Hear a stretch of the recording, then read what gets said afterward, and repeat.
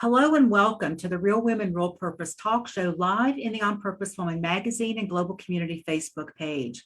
I'm Ginny Robertson, one of the hosts of the Real Women, Real Purpose talk show, where we talk with real women who are living their lives on purpose and bringing their unique gifts to the planet. I'm also the founder and publisher of On Purpose Woman magazine and founder of the On Purpose Woman global community. My guest today is speaker, author, trainer, and sacred ground co-walker, Shelly Roman, and she'll be sharing 5 steps to return to the light. Shelly, thank you for being with me today. Thank you, Ginny. It's such a pleasure to be here with you and all the ladies in the On Purpose Woman world. Great. Well, I look forward to having this conversation with you, but first, I want to tell our viewers a little bit more about you. Shelly Roman's life presented numerous challenges, including abandonment, violence, abuse, and addiction. Yet she sustained a 38-year career as an engineer and leader. She brought order to chaos of her life by developing the concept of sacred ground. Shelly is committed to helping others heal and transform their lives as a speaker, author, trainer, and sacred ground co-walker. You can find out more about her work at sacredgroundwalk.com. So Shelly, you call yourself a co-walker. Let's start there. What is that? Well, I started thinking the reason I came up with the name for my company, Sacred Ground Walk, is that throughout my life, whenever one of these challenges would hit, I found myself looking down at my feet and going, okay, Shelly, you're on sacred ground. Let's walk with care. And then when I started thinking about working with other people, it's like, well, what am I really doing? Well, I'm walking with them.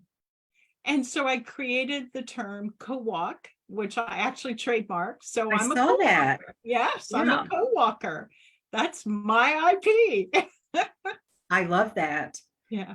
Well, was there a point in time when you knew this? I mean, what were you doing up to that point? And did you wake up one morning and go, I'm a co-walker? Did you wake up one morning and go, I think I can help people heal? What was the process?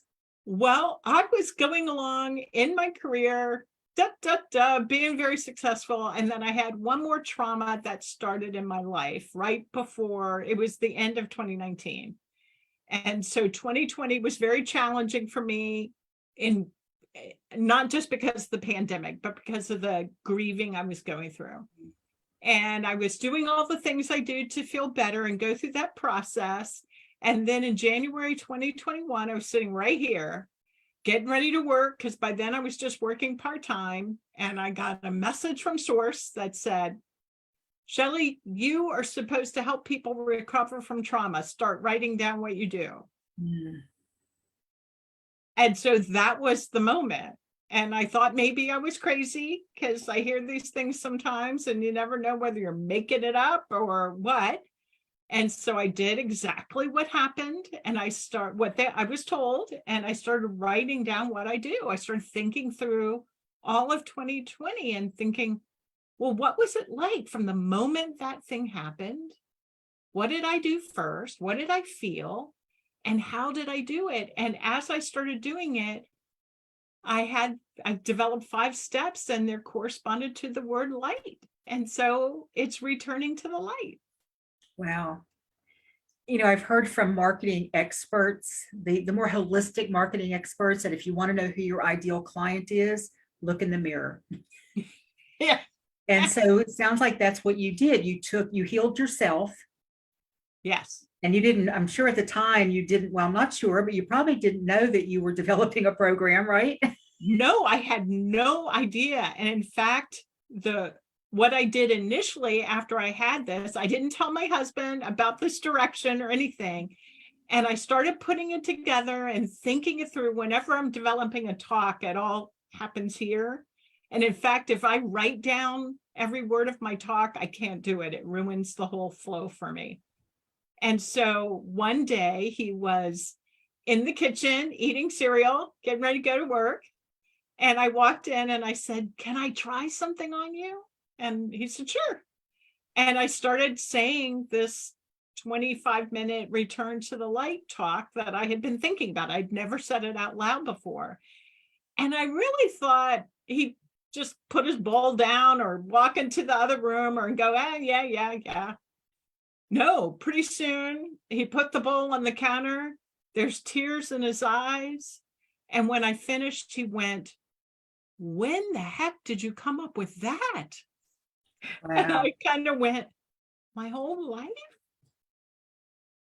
Because I wasn't sure. And that's how it all began. Wow.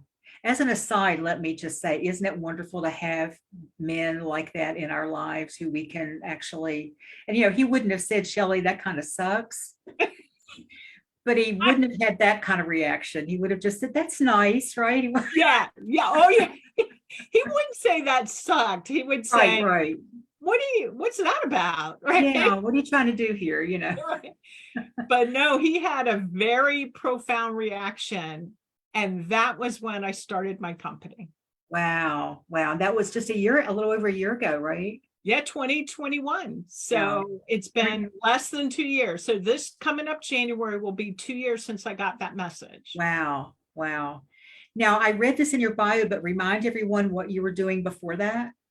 I was an engineer. So I started out as a pilot when I Forgot was, that part. oh, what? Not that far? I said, I forgot about that part. Oh, you forgot about that part? I'm sorry. I remember you saying that at a meeting one time. I forgot about that. My goodness. Yeah, way back when I started out flying planes. This was back when I was 18. And my original dream was I was going to be an airline transport pilot.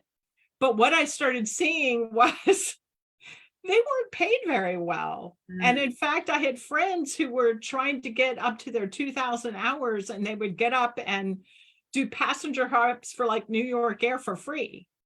And I went, well, I don't need to do that. I'm going to go to engineering school and build planes. And so I went to engineering school, and I did spend a lot of my career working on aircraft. And I ran very large programs. I had staff in 3 or 4 different locations domestically. I ran global programs. I did a lot of that stuff, and it was wonderful. I got to see the world. I built wonderful systems, met great people, really honed my leadership skills. And then I started consciously trying to come back down in my career. I didn't want to be a VP, so I wanted to come back down. And so I did that, and I started de-scoping a little bit, and then ultimately ended up as a consultant at the Federal Aviation Administration. I was an unmanned aircraft system subject matter expert. Wow. That was great. I had no staff. I had no budget. I was just kind of the person on the back of the wall who would whisper in leaders' ears. And it was great. And look at you now, right? And now I'm doing this. Well, I'm sure you're using some of the same skills that you learned in, it's not a left brain, right brain kind of thing. It's the skills that you learned that you could then translate into the work you're doing now. Exactly. And I did find myself throughout my career always helping people. There were always things that would come up. And there were times, as you can imagine, just as your career was, it was very stressful. Right. And there were times I would be walking into work and going, okay, am I really supposed to be here? And very clearly I would get yes, until that day when, nope, it's time to go. Yeah, you were told yes until you weren't. Yeah. Exactly. And you listened. I think that's a great message for anybody watching this, is that you actually listened. I did listen. Now it's frightening. It's frightening to keep going when you're exhausted. Yeah. And it's frightening to make a change, because I could still be doing that career today, and I was extremely well paid. And, I had a certain level of power and prestige and all that stuff. But no, I got direction to do this. So this is what I'm doing. I can certainly relate to that, because you go from all the knowns to all the unknowns, right? Exactly. Yeah. But that's part of the process. That's part of returning to the light. And I just realized that as we go through this journey of life, we have so many opportunities and situations, and we're gathering all of that, at least for me, to bring back to the world. That's what we do. And we may not know it at the time for sure that's what we're doing, because I know I didn't. I didn't know what I was going to do with any of this stuff. I know. I love your story. If anybody hasn't heard Jenny's story, you got to hear Jenny's story. But it's very, you did the same thing, having a few women at your house. What's going to happen? And look what you've done now. You've built I always say what it's like a laboratory for us to expand our hearts, connect, practice, grow. You put women in the spotlight. It's just glorious. Yeah, thank you for saying that. I like that description a lot. So you say that you are an expert at bringing order to chaos, and that you use that to bring order to the chaos of your life, having experienced all of those traumas. So you used your life experiences and all these sort of training and multiple techniques to walk others through sacred ground, meeting them where they are. So share some of the training that you got that, like what was the first thing that you did that you went, oh, this will help other people? I'd just love to know a little bit more about that. Well, it's interesting because as an engineer, I think of things in terms of process and steps. That's just what we do. But at some point in my career, I realized I was the person that they would send into a room where there was the problem team or the problem organization. And I would sit in that room, and somehow I could be in that room and I would know how things needed to shift. Right? This person needs to be doing this. This person, this is not the right role. This is this. We need to think. And I wasn't sure how I was sensing that. But I started to learn to trust it because everybody else trusted it, and it seemed to always work. So I had all this, executive leadership training, which is about how you interact with people and how you see things, how you talk to people. And then I brought this intuition into it. And it wasn't until really later, when I started thinking back on my life, that I realized that every time something happened, I was employing certain steps and I was tweaking them as life went on. I didn't even realize that until I started thinking about it. And I did know that there would be all kinds of incidents out in the world where I could connect to people in ways that others couldn't. Here's an example. I was working at a place one time where a man passed away in his office, and one of his coworkers found him. Now you can imagine that was very traumatic. And it was, he must have had a cardiac something or whatever, but she found him. And everybody was talking about how he died. Everybody's grieving that. And one day I'm walking down and I see this particular woman who I didn't know very well. But I stopped and I said, Amy, or whatever her name was, I just wanted to touch base with you because my heart has really been going out to you since you found Jimmy. And I've really been thinking about you. She paused. She started to cry. She grabbed me. We're hugging each other. And she just kept saying, it was so awful. And I can't sleep. And I just stood there and just kept talking to her and talking to her. Another time, another one of the technical leaders who happened to be a woman, I think we were the only two at this one company, her father was dying. And we were in the ladies' room and I saw her and said some of the same thing. And she, same stuff, going through the details of what it's like to take care of him. And I found I could just always sit and listen. You could hold the space. I could hold the space and I could reflect back with people. And it was just something I was able to do. And then in 1999, when I went into recovery from my addiction, of course, that was an invaluable skill. People did that for me. And then I did it for other people. And that skill just grew and grew and grew until I started getting some more formal training in how to do that. Right. What I think makes that ability to do that so powerful is that probably in both of those instances, they were around a lot of people who didn't want to talk about it because they were so Yes. uncomfortable. So therefore, Yes. they both felt isolated. There was nobody they could share it with at work. And yeah, it is just an extremely, I'm thinking about that. Are you familiar with Orion Mountain Dreamer? No. Heard this woman. I don't remember. It's called, The Invitation is the poem. There was a book, it's a book called The Invitation.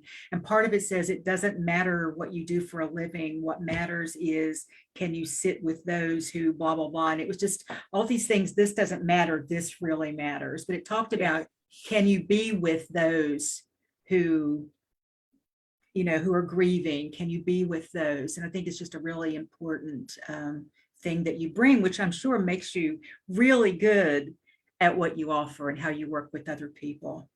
Well, that's what I tried to bring, just that compassion, holding space, how asking open-ended questions, certain guidelines, and trying to get people to realize where source is taking them. Right? Well, we're here to talk about the 5 steps to return to the light. So let's dig into that. What is step 1? Before we do that, Shelly, would you explain to somebody who may be a little fuzzy about this, what do you mean by return to the light? Well, it means use those 5 steps. It's kind of a pun in that the light is the 5 steps, but you do that by returning to the light means you're back in the sunlight, you're back on the beam, you're not walking in darkness anymore. I think we can all relate when something happens to us. Like when my mother died. Okay, that's something we've all will experience or have experienced, that grief, and it feels like a weight and a darkness, and then somehow you do get back to the light.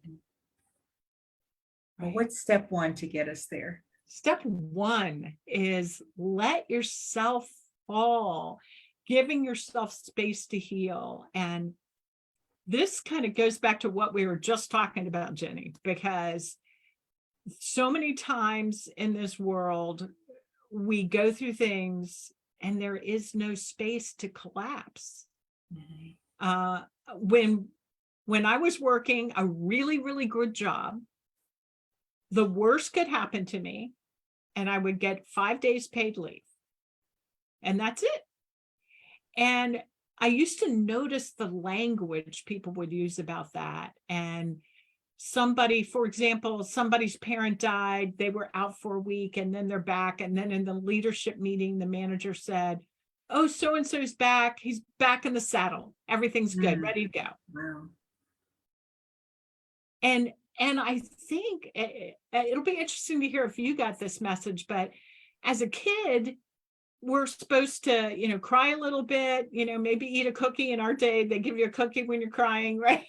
And then you brush it off and you keep going. And so we never have that moment where we just allow ourselves space to heal, to really feel that. And I've come to believe that as a consequence of that, many of us are just walking around with these wounds. They've just been piling on and piling on and piling on. Piling on. And as you know, hurt people hurt people. Mm-hmm. I know before I healed, I would hurt people.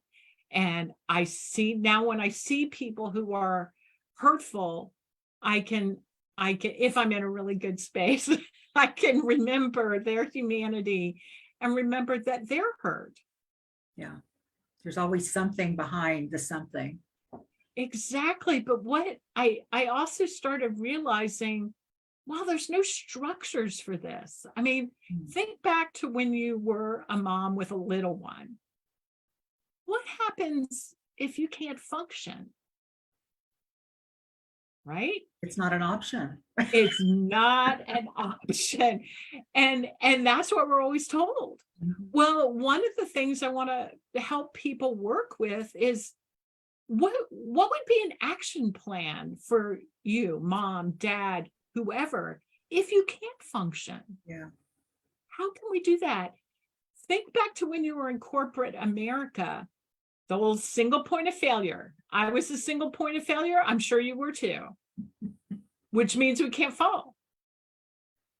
So No matter how many hours in the day it takes, no matter how many missed Right. vacations or how many days of going to work sick, right?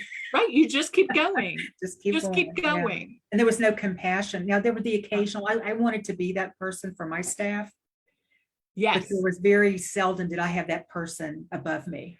No, there was no compassion.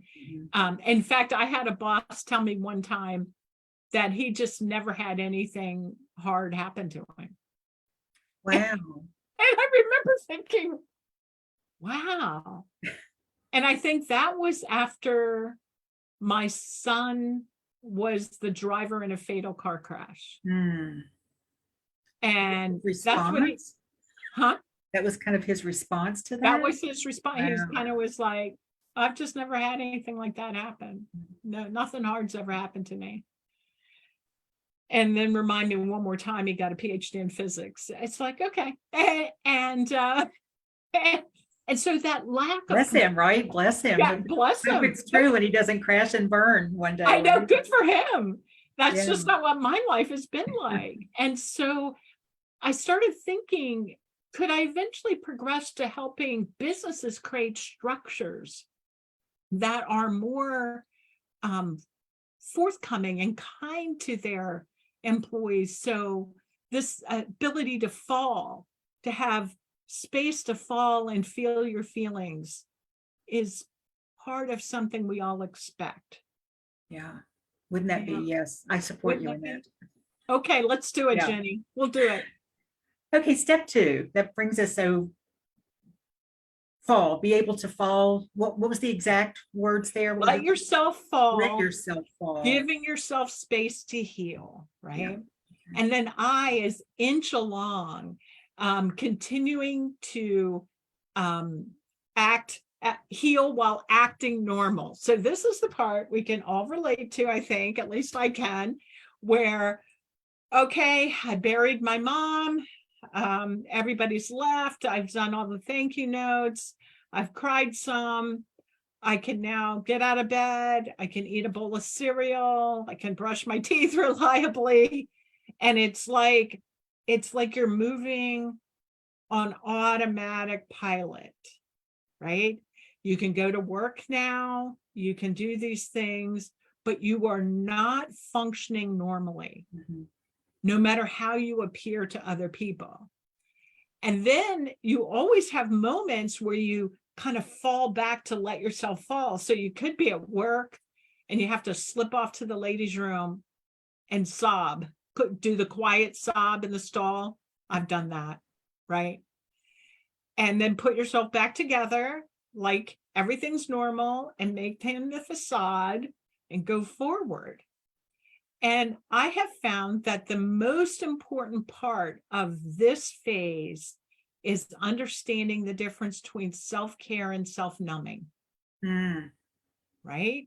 yeah. Because if we don't practice self-care and we just practice self-numbing, like for me, I did a lot of numbing with alcohol back in the day. Then what happens is we get stuck in this acting normal. And the numbness comes in, your body starts feeling numb, and you're just kind of stuck there. And I believe from talking to people that there are many, many people in our society stuck there. Yeah. I think you're right. Right. I agree. Yeah. Right. And I'm sure you've seen how that can breed anger, pain. You're hurting other people because there's no time for you to actually feel it or to heal. Mhm. And I often reflect on the newness of some of that language because, Jenny, can you remember when you started hearing the term self-care? Yeah, I was just going to say before we go there, in Okay. my late 30s, early 40s, I did a lot of numbing with alcohol and it felt like self-care. Yes. Yes. And so one of the things, that's a very good point. And one of the things we talk about in that part of the work is how do you know if you're numbing, Mhm. right? Because you can have, there are those people who can have just one drink, maybe two, and that's a little self-care. They relax. But then, it can go the other direction, and you can do the same thing with food, Yeah.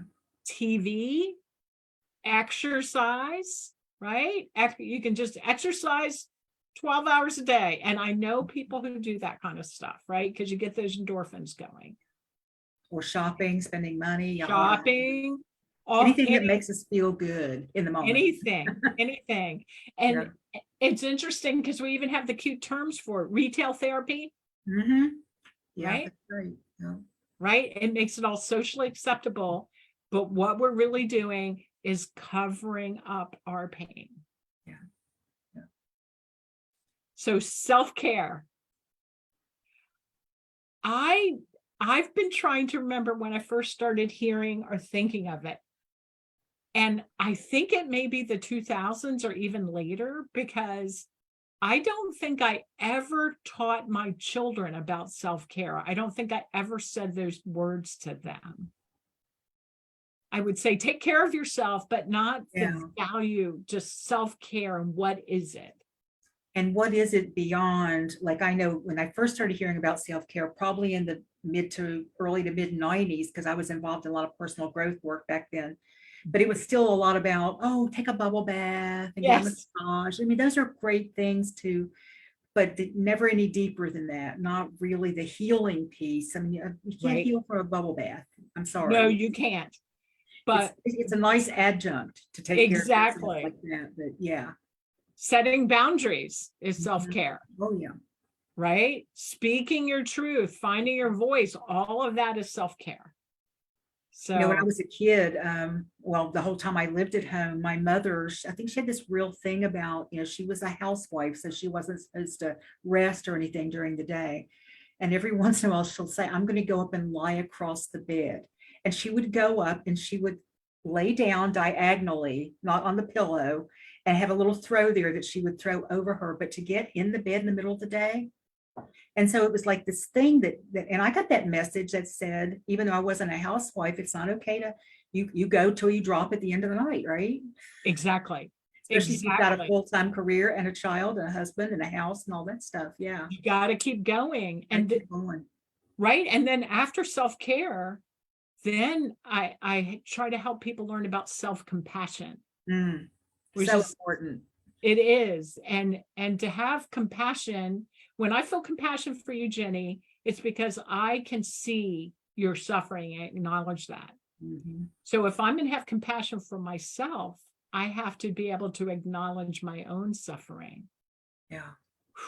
Nobody ever said to me, Shelly, you suffering today? Do we need to have some? Wasn't part of any communication with me. I know I did not talk to my children about it. I think those two, the difference between those two has just been becoming clear to me in the last few years. Yeah. And you can't really do one without the other. Right. We can pretend compassion for other people. We can say the words maybe, but until we are good with us, I just don't think it's sincere and real. We can't, what's that old kind of cliche saying? You can't give away what you don't have, right? Exactly. Yeah. Exactly. And so some of my work there is some exercises around how to have self-compassion. And I often talk of a term called sacred selfishness, right? Because selfishness, we're always taught, don't be selfish. You got to share. Don't be selfish, right? And then you're like, well, can't something be mine? I don't want to share everything. And that's why we started calling it sacred selfishness. And I always tell people that's your number one job. I love that. Number one job. So what's our next step? What letter are we on now? Oh, we're on G now. Step 3, gathering grace. And this is finding healing in the world. So this is the part where I would realize that when I'm still inching along and I'm acting like a robot going through my life, that there were always those people who kept calling me or texting me. Sometimes I couldn't reply to them or be honest with them. Sometimes I would start finding peace and taking a walk in the woods. Sometimes people would say, "Hey, Shelly, have you tried this?" And sometimes I would, sometimes I wouldn't. And one thing I've noticed is, though, once you start finding grace, and just so to be clear, grace is something that's given to you that you didn't do anything to earn. And I always say your on purpose woman is grace, because there's no cost to come to those meetings. It's just grace that you go, "Hey, women, come in, come be part of our space." And but I also tell people that grace does not break down your front door, come in and grab you off the couch, right? You have to start noticing it. And when grace reaches its hand out to you, you've got to reach back and grab it. Right? Yeah. And I have so many examples of grace. One of my more recent examples that I wrote about in an article is back in 2020, when I was feeling so bad, a friend of mine said, "Hey, Shelly, that church down the road has a Stevens ministry program." I had no idea what it was. I wasn't a member of the church. I just emailed them. And these ladies said, "Sure, come on in." And I met with these two beautiful ladies, and I told them what was going on. And they assigned me, I love this, are you ready? A caregiver. And this beautiful lady, who is now my dear, dear, dear, dear friend, showed up in my house and just listened. Wow. And listened and listened and listened and held me and listened and listened. Didn't try to change anything, didn't give me advice, just listened and held space for me and loved me. And that is grace.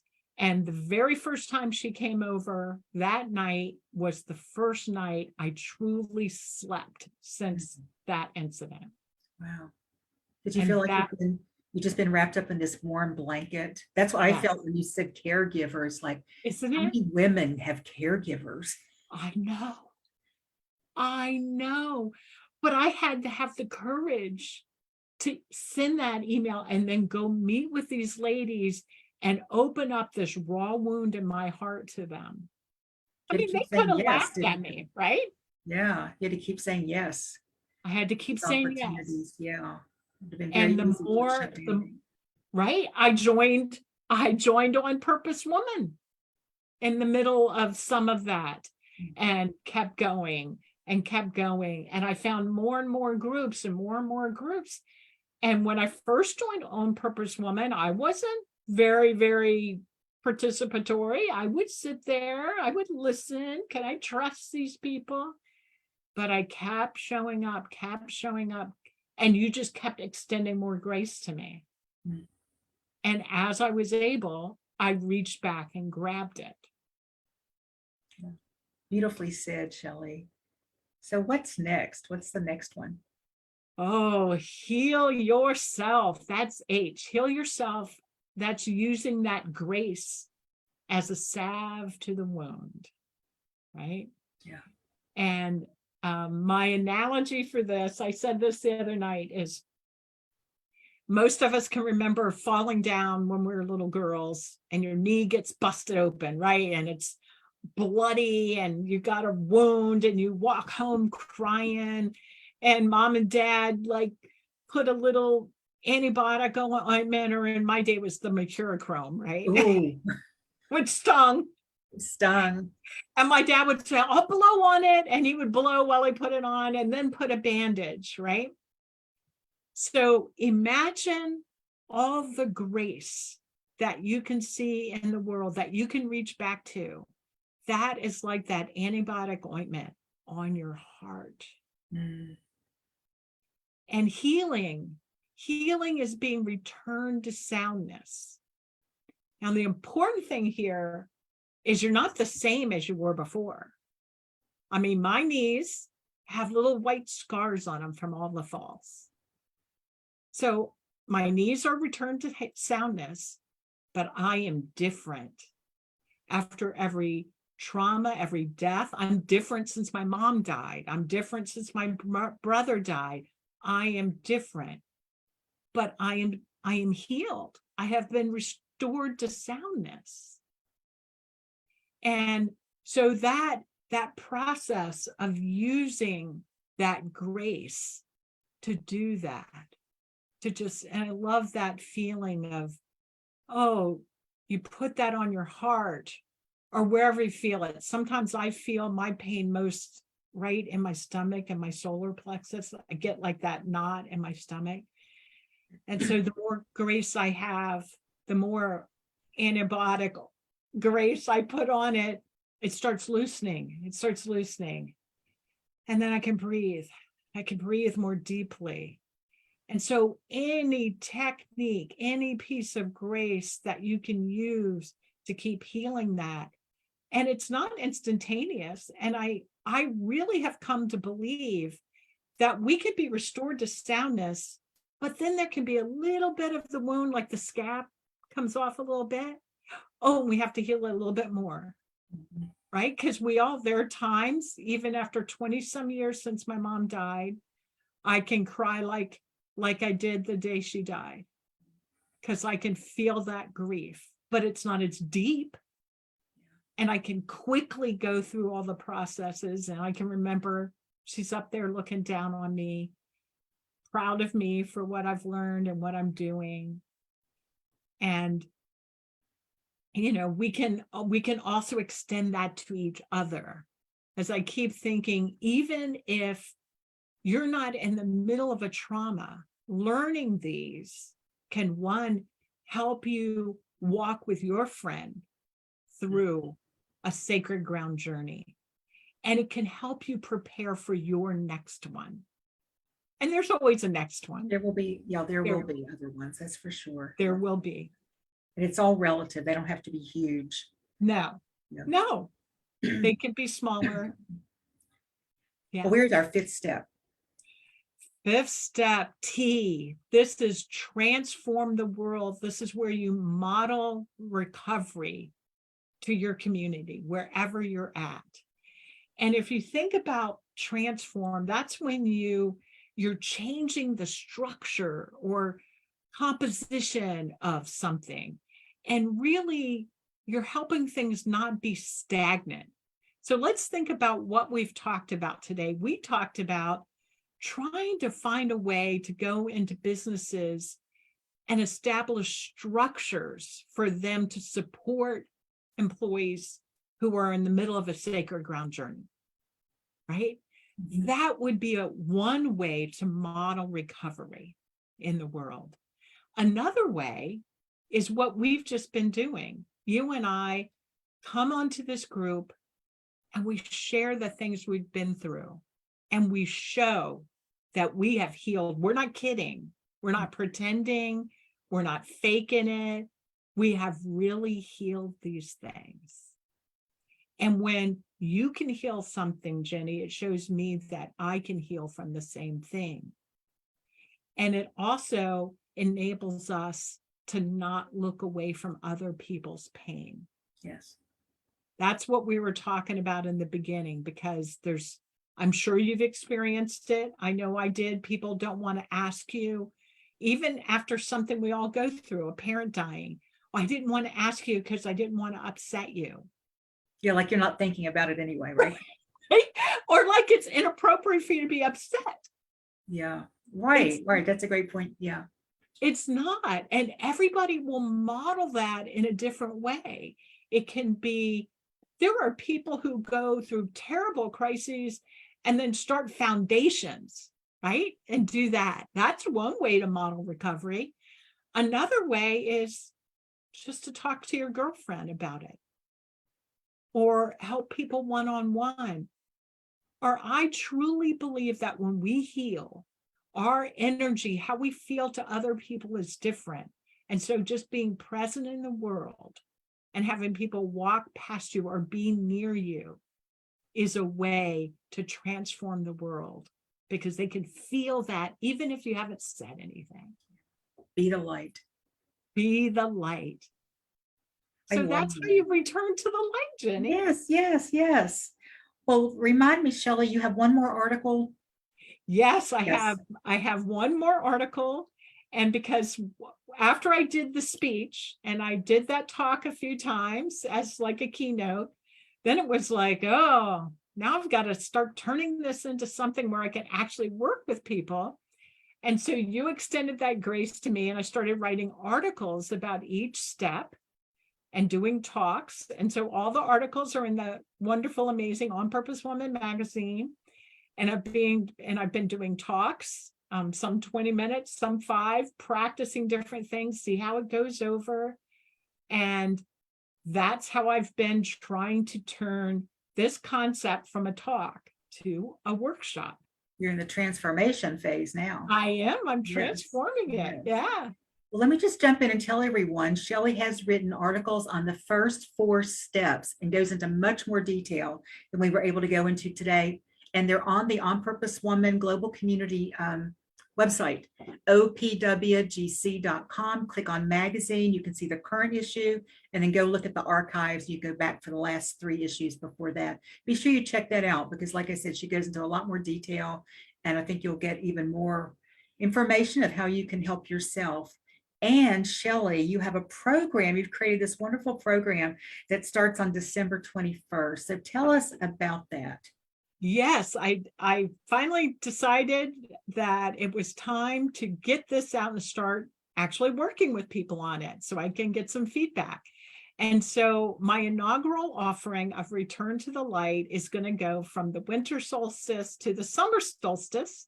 So we are going to metaphorically return to the light while we literally return to the light. And what this is going to be is the centerpiece is 5 personalized coaching sessions with me around each step.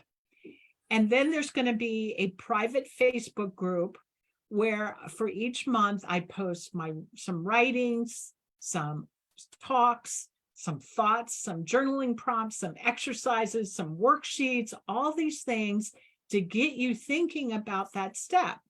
Now, some people don't like being on Facebook, and so don't worry about that. If you don't want to be on Facebook, I will email everything out once a week. And so then you'll schedule your individual coaching session with me, and we'll work on all those things. And then I thought, around the equinox, maybe we'll have a virtual gathering and do something cool. I don't know what yet.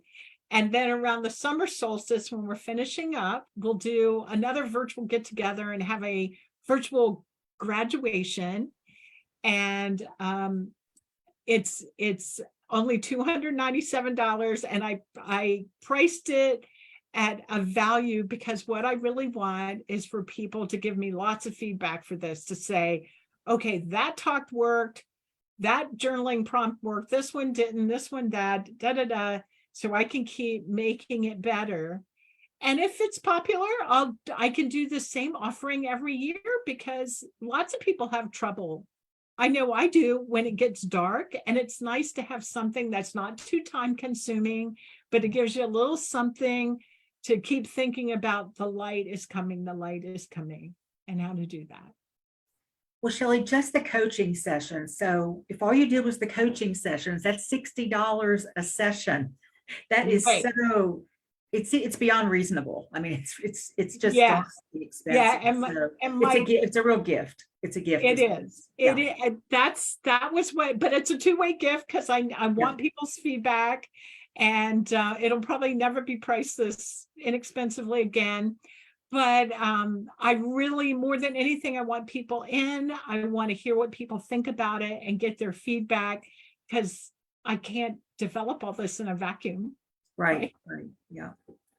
Well, before we wrap up here, what do you want to leave our viewers with? Healing is possible. Okay. And if you're sitting there and you think it's not, that your pain is too much, I can guarantee you it's not. You can reach out to me and I will hold space for that. Recovery is possible from anything. Thank you. Thank you. Thank you for spending time with me and our viewers and sharing your wisdom and your passion. I really appreciate it, Shelley. And thank all of you, whoever's joining us whoever's joining us live or on the replay or on our YouTube channel. It will be up on our YouTube channel in probably 24 hours or so. If you love this interview and you want to share it with your friends, go over there, and it's an easy way to share, or you can share on Facebook right from this video. There are over 150 inspiring, informative, and fun shows for you to watch on our YouTube channel. It's the On Purpose Woman Global Community on YouTube. Our next interview is tomorrow. We have one tomorrow, November 15th, when Catherine Yarborough, the other host of the Real Women, Real Purpose talk show, will chat with Amanda Schwartz, Abigail Tiefenthaler, and me about 5 ways to attract clients. You can always find out what's coming up on the Real Women, Real Purpose talk show by going to opwgc.com. That's my website. Clicking on the magazine, because you want to go there also and read Shelly's articles. But look for the spread for the On Purpose Woman Global Communities YouTube channel, Real Women, Real Purpose talk show. And look for that in the table of contents, and you'll see what's coming up in, I think after tomorrow. We don't have another one until early December. So I want to thank you again for watching the Real Women, Real Purpose talk show. Bye, y'all. Bye.